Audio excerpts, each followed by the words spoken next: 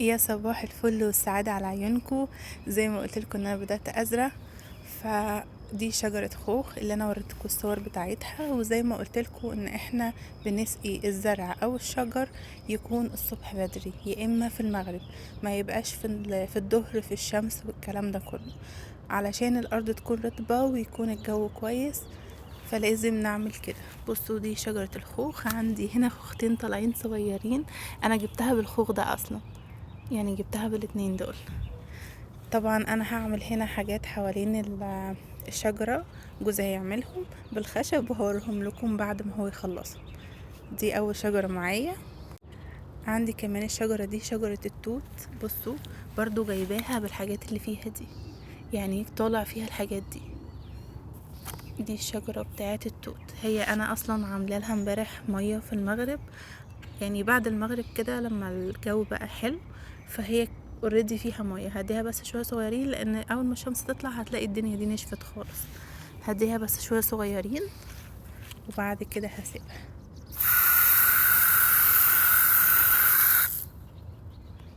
عندي هنا برضو شجرة تين صغيرة خالص خالص خالص. بصوا بس بدأت ان هي تطلع. دي انا جبتها كانت ب10 دولار، كان طالع منها كام ورقة صغيرين خالص، بس شايفين بدأت تطلع اهي. وعندي هنا شجرة صغيرة برضو، بس هي اللي هو الجدر الخشب بس، ما فيهاش اي حاجة خالص. برضو هسقيهم.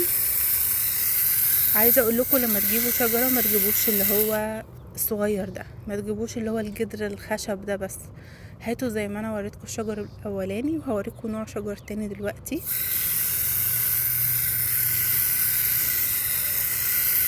يعني ده للاسف اللي هي الجدر الخشب دي انا سايباها لحد دلوقتي، هي مش باينه اصلا من الارض، بس انا سايباها لحد دلوقتي، يمكن تطلع، مش هخسر حاجه يعني. ودي يا دوب بدات ان هي تطلع شويه، فبقى معانا ومعاكم عمر كده على بال ما يطلعوا. تعالوا هنا بقى، دي شجره يوسفندي. دي انا اشتريتها برضو امبارح من هوم ديبو، وجوزي عملها. بصوا مطلعه اصلا، جايباها بالحاجات بتاعتها، يعني فيها اليوسفندي الصغير اهو. اغلب الحاجات يعني اغلب الشجرة فيها، فعشان تجيبوا شجرة تكون كويسة وتبدأ ان هي تطلع لكم بدري، هاتوا شجرة يكون فيها ثمار زي كده، حتى لو ثمرة واحدة، حتى زي الخوخ اللي انتوا شفتوه، او يكون باين عليها ان ورقها كويس وهيبدأ يطلع فيها. لكن اللي انا وريتها لكم اللي هي الصغيرة خالص دي بصراحة ملهاش لازمة، اتدفع فيها مش فاكرة 10 دولار او 11 دولار، اللي هي الجدر الخشب، وفي الاخر فين وفين على ما تطلع. لكن دي انا جايباها مش فاكرة بكام بالظبط، حاجة و30. وبصوا يعني ان شاء الله يعني هتطلع. برضو هرشها عشان دي اتزرعت امبارح، فكده كده ناقصة مية، عايزة مية. احنا حطينا لها مية امبارح. هقول لكم جوزي عملها ازاي. هو حفر الحفرة، بعد كده حط مية جوه الحفرة، بعد كده حط الشجرة بتبقى جاية في باكت زي ده او باسكت زي ده، وبعد كده هو بيشيلها منها وبيحطها هنا. بعد كده جايب اللي هو الاكياس بتاعة التراب اللي هي الجاهزة، وحط حواليها. بعد كده حط التربة بتاعة الارض، يعني لازم ندعمها شوية بالتراب اللي هو الجاهز. التراب الجاهز برضو بيديها تربة خصبة حواليها، فتبدأ ان هي يعني تنتج ثمار افضل. ودي اخر شجرة معايا، دي شجرة التين. بصوا انا قلتلكوا عشان نجيب شجرة تكون حلوة لازم يكون فيها ثمار على الاقل تكون طالعة منها. بصوا دي طالع منها واحدة اهي صغيرة، وطالع منها كام واحدة تانية اهي هنا.